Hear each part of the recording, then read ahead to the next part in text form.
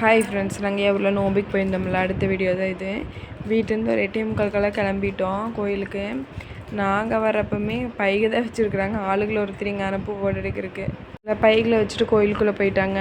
கோயிலில் வந்து அந்த கலச கும்பம் வந்து ரெடி பண்ணிகிட்டு இருந்தாங்க.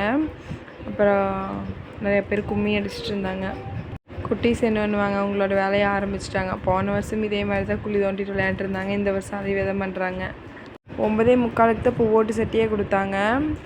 அதை வாங்கிட்டு வந்து வச்சுட்டு அதுக்கப்புறம் தான் தின்னூறு சந்தன குங்குமம்லாம் ஒவ்வொருத்தங்களாம் வச்சுட்டு வந்தாங்க. பூவோட சட்டிக்குள்ளே சூடம்னு வச்சுருந்தாங்க. அதுவும் அப்படியே வரிசையாக ஏற்றிட்டு போகிறக்க ஆரம்பிச்சிட்டாங்க. நங்கையோட பூவோட்டுக்கு சூடம் ஏற்றினதையும் குட்டீஸ்லாம் ரெடியாக்குறாங்க கரும்பு வைக்கிறதுக்கு. பூவோடு எல்லாமே ஏற்றி ரெடி பண்ணாலும் எடுக்கிறதுக்கு வந்து 4 மணி நேரத்துக்கு மேலே ஆகும். கரும்பெல்லாம் அளவாக வைங்க அப்படிங்கிறாங்க.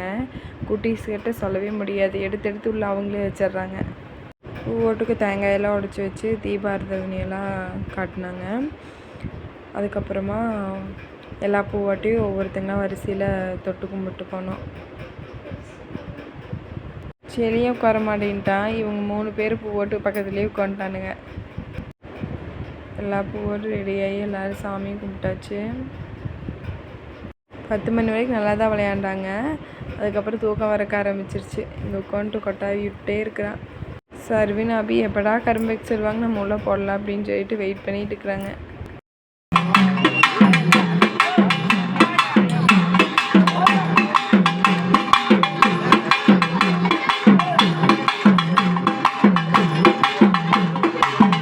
வெண்ணாங்கோயிலேருந்து பூவோடு எடுத்துகிட்டு கொஞ்சம் தூரம் வந்தவுடனே அபி தீக்ஷித் செடியும் 3 பேர்த்தையும் கூப்பிட்டு வீட்டுக்கு வந்துட்டோம். அபி வரவே மாட்டேறான். அவங்க அப்பாவையும் அவங்க அம்மாவையும் விட்டு.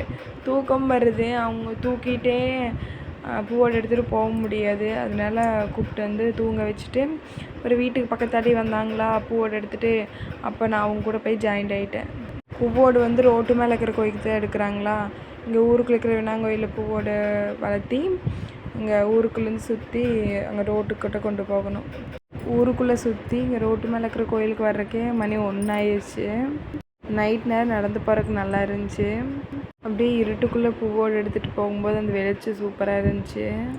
எல்லாம் நடந்து போகையில் பழனி நடந்து போகிறத பற்றி தான் பேசிகிட்டு போனாங்க. கோயிலுக்குள்ளே போய் சாமி கும்பிட்டு பூவோடு விடுறதுக்கு ஆற்றுக்கு வந்தாச்சு.